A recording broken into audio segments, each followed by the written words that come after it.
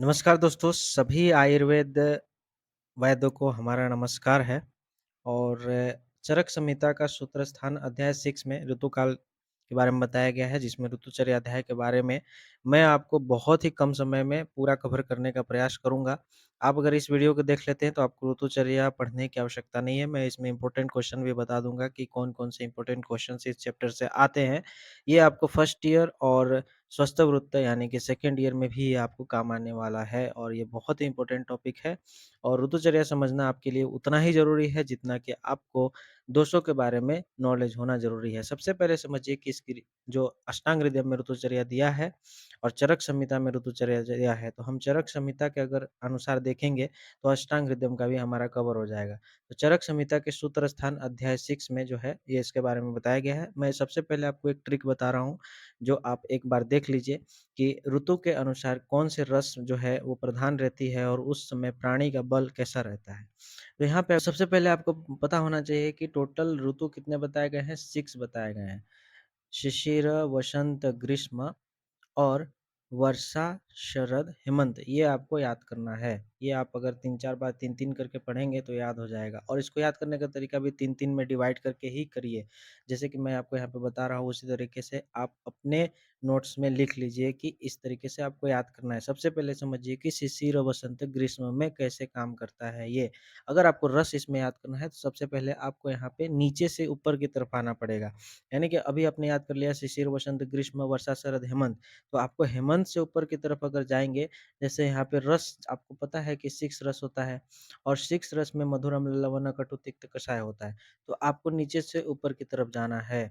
आपको यहाँ पे मधुर, अम्ल, लवण, कटु, तिक्त, कषाय होता है, आप ये जानते हैं। तो आपको इसी तरह से हेमंत से लेकर के उल्टा लिखना है मधुर, अम्ल, लवण। बस आपको यहाँ पे क्या करना है, यहाँ पे अम्ल को ऊपर चला गया है अम्ल और लवण जो है यहाँ पे नीचे आ गया है, इसको आपको एक्सचेंज कर देना है। तो ये आपका रस क्लियर हो जाएगा नीचे का 3 बाकी ऊपर का जैसे होता है कटु, तिक्त, कषाय इसको भी वैसे ही लिखना है बस आपको तिक्त और कषाय को ऊपर-नीचे कर देना है, ठीक है? तिक्त जो है ऊपर चला गया, यहाँ पे कषाय नीचे आ गया। तो ये बस आपको यहाँ पे एक्सचेंज कर देंगे तो आपका रस क्लियर हो गया क्योंकि आपको फिर याद करने की ज़रूरत नहीं है कि पर्टिकुलर ऋतु में कौन-सा रस होता है। अभी नेक्स्ट हम देखेंगे प्राणी बल के बारे में, तो सबसे पहले हम समझेंगे कि पहले वाले 3 यानी कि शिशिर, वसंत, ग्रीष्म में जो है बल ऊपर से नीचे की तरफ आता है, डिसेंडिंग ऑर्डर में आता है। ये आपको याद करना है। स्ट्रेंथ जो है ह्यूमन का वो घटता है। सबसे पहले यहाँ पे शिशिर ऋतु में श्रेष्ठ बल होता है यानी कि सबसे ज़्यादा स्ट्रेंथ जो होता है शिशिर ऋतु में हम सभी इंसान के अंदर होता है। उसके बाद मध्यम बल होता है, उसके बाद अल्प बल होता है। प्रैक्टिकली समझिए कि जैसे कि शिशुर ऋतु होता है यानी कि विंटर सीज़न जब आता है, तो आपको पता है कि हमारी इम्यूनिटी बढ़ जाती है, हमारी पाचन शक्ति बढ़ जाती है, लोगों में थोड़ी ताकत बढ़ जाती है। लेकिन जैसे-जैसे हम गर्मी के सीज़न की तरफ जाते हैं, उसी तरह से हमारा क्या होता है स्ट्रेंथ अल्प होते जाता है। तो इससे आप प्रैक्टिकली समझ सकते हैं कि कैसे ऋतु जो है हमारे शरीर के ऊपर काम करता है। और उसी तरह से हम समझते हैं कि शिशु ऋतु में तिक्त रस बढ़ने की वजह से जो है उस समय हमारी इम्यूनिटी शरीर में बढ़ जाती है, इसीलिए उस समय बीमारियाँ थोड़ी कम होती है। अभी नेक्स्ट हम नीचे आएँगे 3 जो बचे हैं हमारे, तो वर्षा, शरद, हेमंत है, ऊपर का हमने देख लिया कि डिसेंडिंग ऑर्डर में 3 आता है। पहले सबसे ज़्यादा स्ट्रेंथ होता है, श्रेष्ठ बल, मध्यम बल, अल्प बल। उसी तरह से यहाँ पे वर्षा, शरद, हेमंत में आपको उल्टा याद रखना है। कैसे? तो यहाँ पे तीनों में वर्षा, शरद, हेमंत में घटे म यानी कि असेंडिंग ऑर्डर में जाएगा ये, ठीक है? असेंडिंग ऑर्डर में कम से ज़्यादा। अल्प बल मतलब क्या है कि सबसे कम स्ट्रेंथ, मध्यम बल मतलब कि उससे ज़्यादा, श्रेष्ठ मतलब कि सबसे ज़्यादा। तो ऊपर हमने देखा था कि वो जो है डिसेंडिंग ऑर्डर में आया, यानी कि सबसे ज़्यादा श्रेष्ठ बल से जो है अल्प बल तक आया, तो यहाँ पे नीचे में क्या है? अल्प बल से श्रेष्ठ बल आया। तो ये हो गया आपका कि प्राणी का बल यानी कि ह्यूमन स्ट्रेंथ जो है कैसे बढ़ता-घटता है। अभी ये जो 3 ऊपर का है वर्षा, शिशिर, वसंत, ग्रीष्म, ये ऋतु जो है ये उत्तरायण काल में आता है, उत्तरायण काल में आता है और इसे आग्नेय भी कहते हैं और आदान काल भी कहते हैं। पहले 3 ऋतु जो है आदान काल में आता है, 2 काल में डिवाइड किया गया है ऋतुओं को, आदान काल और अ, नीचे जो होता है उसे हम लोग कहते हैं विसर्ग काल। तो विसर्ग काल को सौम्य भी कहा जाता है और दक्षिणायन काल भी कहा जाता है। इसको मैं आगे अभी तुरंत बताऊँगा, उसको ध्यान से देखिएगा कैसे क्यों कहा जाता है इसे दक्षिणायन काल। अभी नेक्स्ट हम अगर ट्रिक की बात करें तो इसमें हम यहाँ पे देखेंगे कि जो हमारी ऋतु है, उसके अनुसार हमारा दोष का वात, पित्त, कफ में संचय, प्रकोप, प्रशमन कैसे होता है। ये जो है स्वस्थ ऋतु में आपको ज़रूर लिखना पड़ेगा और फर्स्ट ईयर में भी आपको समझना पड़ेगा। संचय मतलब आपको पता है कि दोष जब अपने प्लेस पे एक्युमुलेट होता है, उसे संचय कहते हैं। बस यहाँ पे वात, पित्त, कफ आपको लिख लेना है, तीनों यहाँ पे लिख लेना है। उसके बाद क्या करना है आपको कि ये जो ऋतु दी गई है वर्षा, शिशिर, वसंत, ग्रीष्म, वर्षा, शरद, हेमंत, इसको आपको पूरी तरह ऐसे याद नहीं करना, रटना नहीं है। आपको इसको क्लियरली एक ट्रिक से समझना है। कैसे? तो वात, पित्त, कफ दिया हुआ है, तो सबसे पहले आप कफ पे चले जाइए, ठीक है? और इसमें आप सीधा-सीधा लिख दीजिए संचय, प्रकोप, प्रशमन ऐसे और नीचे लिख दीजिए जैसे आपने सीक्वेंस में याद किया शिशिर, वसंत, ग्रीष्म, तो इस तरीके से शिशिर, वसंत, ग्रीष्म यहाँ पे हमने लिख दिया। हमारा कफ दोष का संचय, प्रकोप, प्रशमन मिल गया। अब पित्त दोष में कैसे करना है तो शिशिर, वसंत, ग्रीष्म उसके बाद क्या आता है 3 वर्षा, शरद, हेमंत तो इसको भी सीक्वेंसली यहाँ पे हमने लिख दिया। हमारा 2 जो है क्लियर हो गया पित्त और कफ का संचय, प्रकोप, प्रशमन कैसे होता है क्लियर हो गया। तो वात दोष का बस आपको याद करना है कि ग्रीष्म, वर्षा, शरद होता है। इसको भी ज़्यादा याद करने की ज़रूरत नहीं है। वात दोष बस आप याद रखिए कि वात दोष जो है ग्रीष्म ऋतु में जमा होता है और प्रकोप होता है वर्षा ऋतु में और प्रशमन होता है शरद ऋतु में। और वात दोष का जो है संचय, प्रकोप से याद करने के लिए आपको याद रखना है कि ग्रीष्म से शुरू करना है और वर्षा शरद तक जाना है। ठीक है? ग्रीष्म से शुरू करके वर्षा शरद तक जाना है। अगर आप ये इस तरीके से याद करते हैं, तो आपको ये याद हो जाएगा। बाकी अभी मैंने इतना सारा ट्रिक्स आपको बता दिया, इसके बाद हम जो है पार्टिकुलर जो हमारा ऋतु है, उसमें कैसे वो होता है, उसको हम समझेंगे। उससे पहले ये समझिए कि चरक संहिता में जो है तस्य शीत्यम अध्याय में जो है बताया गया है ऋतुचर्या के बारे में। चरक संहिता भी आपको फर्स्ट ईयर में पढ़ना है तो वहाँ पे आप पढ़ेंगे।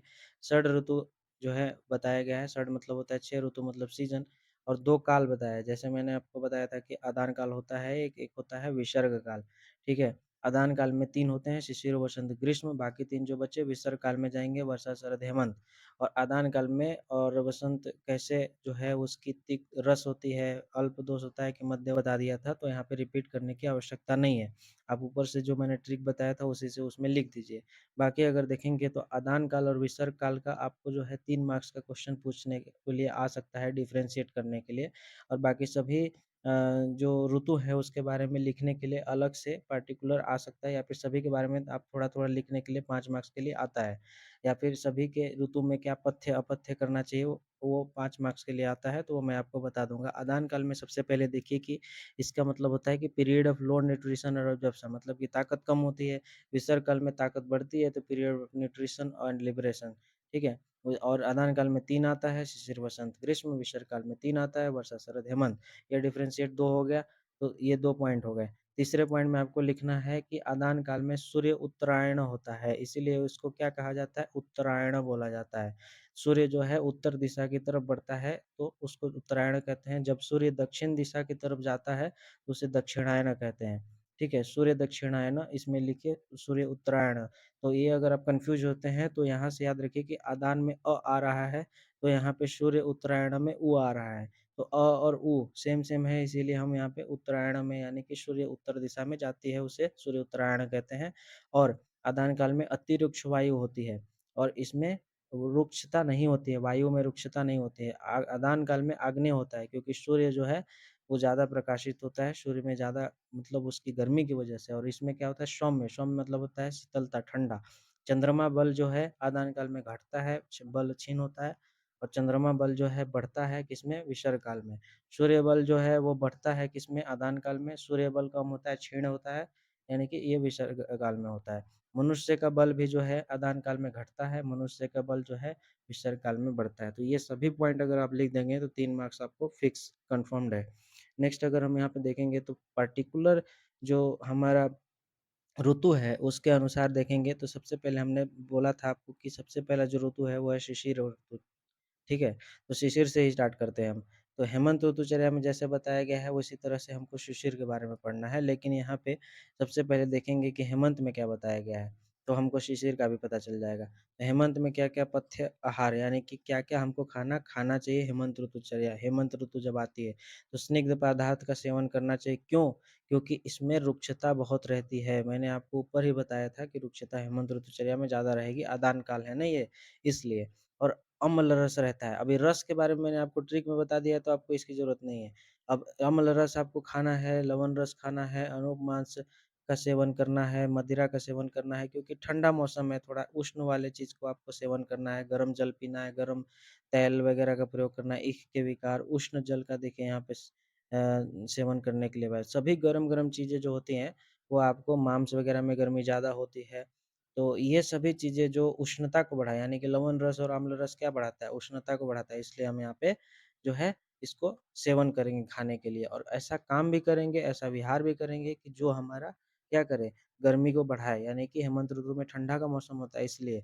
जैसे कि तेल से अभ्यंग करना, उपटन लगाना, सिर पर तेल लगाना, ये जिनताक स्वेद जो होता है एक प्रकार का ये स्वेदन का टाइप है, ठीक है? जिनताक स्वेद करना चाहिए, धूम का सेवन करना चाहिए।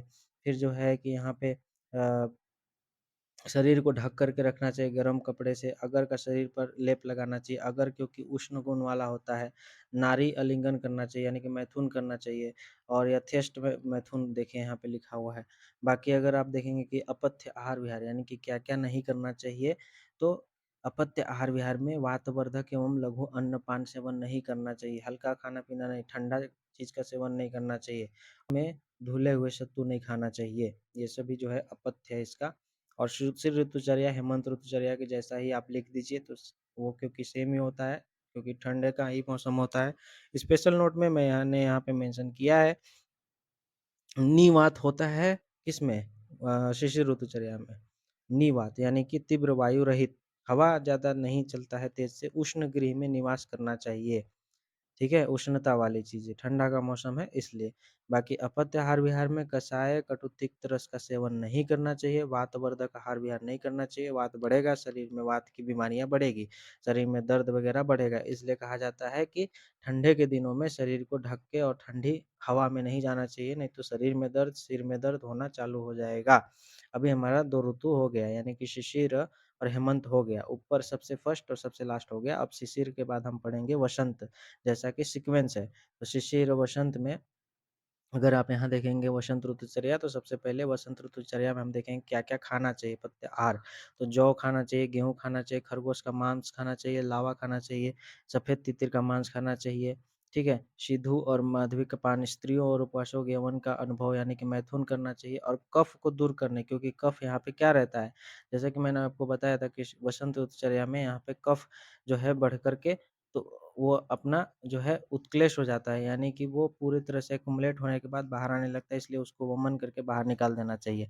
बाकी अगर हम देखेंगे क्या-क्या करना चाहिए पथ्य विहार में, यहाँ पे व्यायाम करना चाहिए, उपटन लगाना चाहिए, व्यायाम, धूम्रपान, कवल, अंजन, मल-मूत्र त्याग करना चाहिए, गुनगुने जल का प्रयोग, चंदन का लेप। तो इसका स्क्रीनशॉट आप ले लीजिए, अच्छे से लिख लीजिए, हिंदी में समझ लीजिए, ये आपको ईज़ी पड़ेगा। जो ट्रिक था मैंने आपको बता दिया, बाकी इसको एक-एक बार मैं आपको बता देता हूँ कि अपथ्य आहार विहार क्या-क्या है जो नहीं करना चाहिए, तो गुरु अम्ल स्निग्ध मधुर आहार का सेवन नहीं करना चाहिए, दिन में नहीं सोना चाहिए कभी भी वसंत ऋतु में और वातवर्धक आहार-विहार नहीं करना चाहिए।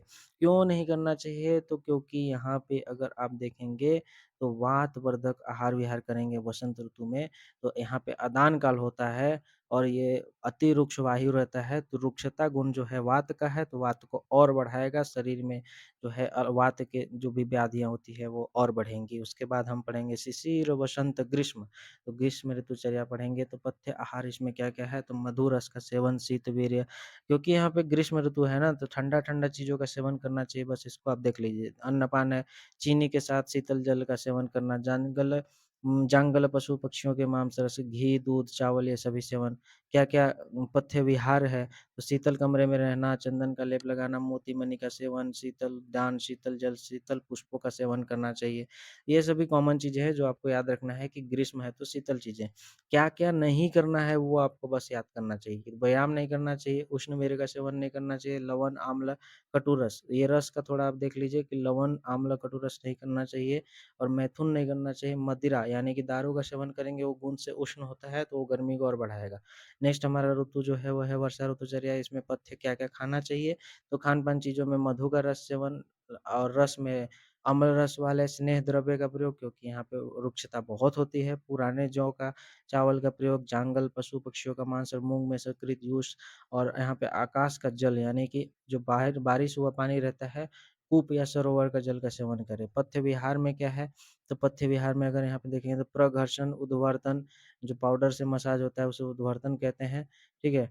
फिर स्नान करना चाहिए, गंध युक्त जो है द्रव्यों का प्रयोग करो, सुगंधित हल्के-फुल्के वस्त्र का धारण करना चाहिए।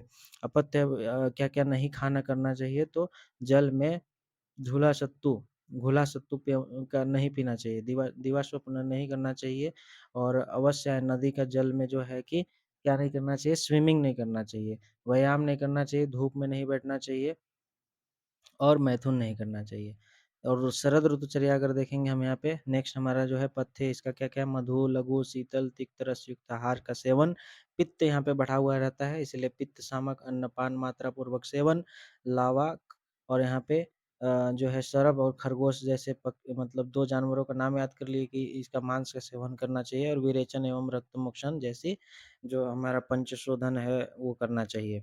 नेक्स्ट हम देखेंगे यहाँ पे इसका विहार क्या-क्या है? तो फूलों की माला पहनना चाहिए, स्वच्छ वस्त्र, प्रदोष काल में चंद्रमा की किरणों का सेवन करना चाहिए, अपत्य आहार विहार में धूप का सेवन, वसा तेल या औदरक मांस, अनूप मांस का क्षार, दही, दिवा-स्वप्न ये सभी जो है नहीं करना चाहिए। तो यहाँ पे नेक्स्ट हमारा एक इम्पोर्टेंट क्वेश्चन आता है, ये 3 मार्क्स का फिक्स आपका क्वेश्चन है, बाकी सभी ऋतु जो है, जैसे कि ये सभी ऋतु के बारे में आपको पथ्य, आहार, विहार क्या फ़ॉलो करना चाहिए। जैसे ये जो है इंग्लिश में ऐसे क्वेश्चन पूछेगा कि what are the diet regimen for Sharad Ritucharya या फिर what are the restricted regimen for Sharad Ritucharya. तो रिस्ट्रिक्टेड पूछेगा तो आपको अपथ्य के बारे में लिखना है, क्या-क्या नहीं करना चाहिए और नहीं खाना चाहिए। अगर आपको डाइट पूछेगा तो आपको पथ्य और अपथ्य यानी कि पथ्य आहार, विहार के साथ दोनों लिखना पड़ेगा, क्या खाना चाहिए और क्या-क्या करना चाहिए। तो अब पहले तो एक आपको रस लिखना है कि कौन-सा रस खाना चाहिए, सभी ऋतु ऋतु में लिखना है, अलग-अलग जो है रस लिखना है। दूसरा कौन-सा जल का सेवन करना है और कैसे कपड़ों को पहनना है, कौन से कमरे में रहना है, क्या-क्या मणि वगैरह धारण जो है वो सभी लिखना है। नेक्स्ट यहाँ पे इम्पोर्टेंट क्वेश्चन आ जाता है हमारा हमशोधक के बारे में। तो हमशोधक को याद करने का सबसे आसान तरीका मैं आपको ईज़ी वे में बताता हूँ कि हमशोधक का मतलब होता है कि अगर एक बाल्टी में पानी रखा हुआ है, तो उसको हम अगर छत पे दिन भर रखते हैं, तो सूर्य की गर्मी से उसमें उष्णता आती है, गर्मी आती है। बाद में हम रात भर उसको फिर से छत पे ही रहने देंगे, तो चंद्रमा की किरणों से वो शीतल हो जाएगा, ठंडा हो जाएगा स्वभाव से। फिर उसके बाद अगर रात में जो है आसमान पूरे साफ है तो वहाँ पे तारा जो है अगस्त्य नाम का तारा अगर उगा हुआ है, तो उसके किरणों से जब वो हमारे जो बाल्टी में पानी रखा है, उसपे जब किरण पड़ेगी तो जो पानी में जितने भी जीवाणु जो छोटे-छोटे माइक्रो ऑर्गेनिज़्म है वो मर जाएँगे, तो विष रहित हो जाएगा, ठीक है? तो वो अमृत जल हो जाएगा। उसी को लिखा है कि दिन में सूर्य की किरणों से गर्म हुआ जल, रात्रि में चंद्रमा की किरणों से शीतल हुआ जल, जब वो अगस्त्य तारा के उदय होने के प्रभाव से जब वो विष रहित हो जाता है तो उसे हम लोग क्या कहते हैं? हमशोधक जल कहते हैं। विमल और पवित्र तथा स्नान-पान अवगाहन कार्यों में अमृत के समान फल, यानी कि ये नहाने के लिए, पीने के लिए, ये सभी करने के लिए जो है अमृत जैसा ये जल होता है। हमशोधक को एक बार और मैं बता देना चाहता हूँ आपको ईज़ी वे में, आप कहीं भी ज़्यादा पढ़ने का प्रयास मत कीजिए, वो आपको बहुत ही कन्फ्यूज़न करेगा। दिन में जो है सूर्य की गर्मी से पानी गर्म हो गया, रात में फिर वो चंद्रमा की शीतलता से ठंडा हुआ और एक अगस्त नाम का तारा है जिसका प्रकाश से उसमें जो माइक्रो ऑर्गेनिज़म थे, तो वो विष जो था विष रहित हो गया, तो बाद में वो अमृत हो गया, उसी को हम लोग हमशोधक कहते हैं। इतना बस आपको समझना है। तो ये चैप्टर जो है ऋतुचर्या मैंने यहाँ पे पूरी तरह से इसको कवर कर दिया गया है। इसके बाद आपको चैप्टर पढ़ने की आवश्यकता नहीं है, हालाँकि अगर आप श्लोका वगैरह याद करना चाहते हैं तो कर सकते हैं। और ये ट्रिक जो मैंने ऊपर आपको बताया है, ये ज़रूर आप याद रखें, इससे आपको बहुत ही मदद मिलेगा। ज़्यादा आपको कन्फ्यूज़न अपने दिमाग में नहीं लाना है। और इसी तरह की जानकारी, इसी तरह के टॉपिक्स को आपको अगर समझना है ईज़ी वे में, तो हमारे चैनल से ज़रूर जुड़ जाइए। चैनल को सब्सक्राइब कर दीजिए, नोटिफ़िकेशन बेल को दबा दीजिए।